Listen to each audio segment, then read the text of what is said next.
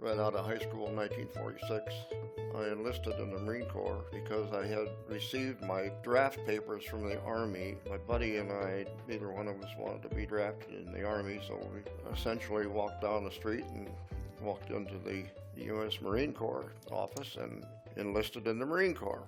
So that was 15th of August, 1946. When I enlisted, I told them I really wanted to be an aerial photographer. I wanted to fly and I wanted to be a photographer. And of course they say, oh, no problem, we can take care of that for you. I was assigned as a shore patrol, and that's where I spent most of my first 2 years in the Marine Corps. We had a shore patrol shack across the alley from the police department, and we went on the patrols with the police department. Our main job was just to take care of our guys and make sure they were not getting in any trouble or anything. And this was technically World War II. World War II was not declared over until December 31st. Consequently, I got the GI Bill from World War II, and I was classified as a World War II veteran. So what are some memories that stand out? One weekend, on a weekend pass, 3 other buddies of mine and myself decided we were going to go to Venice Beach at Santa Monica, and we went there and spread the blankets out. So we all went running down the beach and proceeded to do racing dives into the surf. The other 3 guys got away with it. I didn't. There was a mound of sand built up, and I dove head first into that mound of sand. I managed to get up. 15 minutes later, I couldn't move my head or much of anything. I had broken my neck. Luckily, I did not touch the spinal cord. And then they put me in a body cast, which I was in for 2 months. They informed me I was in good shape and ready to go back to duty. But I didn't get my shore patrol job back. They sent me to the brig. And then I was finally discharged after my 2 years. Came home, went to college for 2 years. The 3rd year started, but only lasted about a month because Korea had broken out, and I was in the reserves, and I got called back in immediately.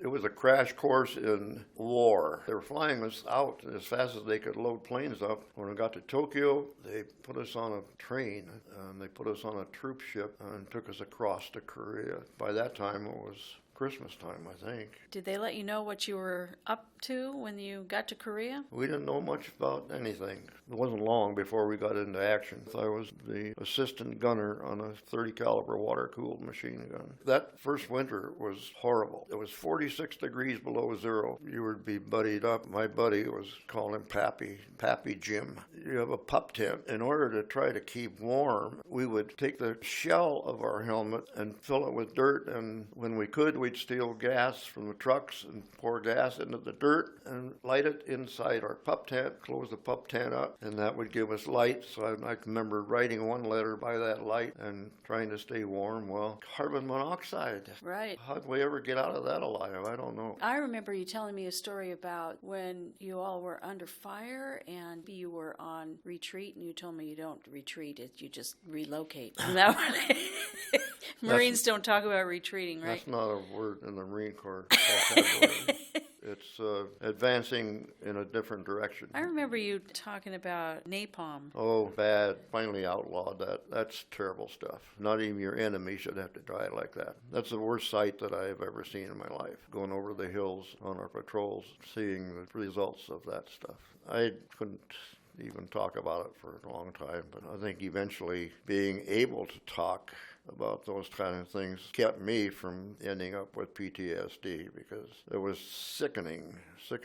I remember you talking about how she basically incinerated people. Yeah, I mean, you'd see them on their hands and knees, just all you could see is charcoal and innards hanging down. It was so sickening, horrible. Terrible sights. Chinese didn't take their bodies out. You'd see bodies laying everywhere. What was your total time in Korea? Somewhere between 10 and 11 months before I finally went back on reserve. We got into a big football game, and I got my hand busted up, and they had to fly me out of there, and finally was sent home. Got 6.5 years, or 6 years of college out of it because I got both GI Bills. Any memories that you want to talk about that you haven't already spoken of? You're going to remember your Puget Sound Honor Flight for the rest of your life. The Honor Flight was absolutely fantastic. That was a wonderful, wonderful opportunity. You all retreated with such honor. It was fantastic. They spoiled you rotten. But the best part was the welcoming home at the airport. Something that's hard to explain. It was very emotional, wasn't Hundreds it? and hundreds of people welcoming you home. I remember that for a long, long time. It was a welcome home parade. The one that really got me was this little girl, 4 or 5 years old, I don't know, when there was a lieutenant pushing me in the wheelchair. When we got to her, she stepped right up, put her hand out, and wanted to shake my hand. And in her little, quiet, soft voice, "Thank you for your service." Oh,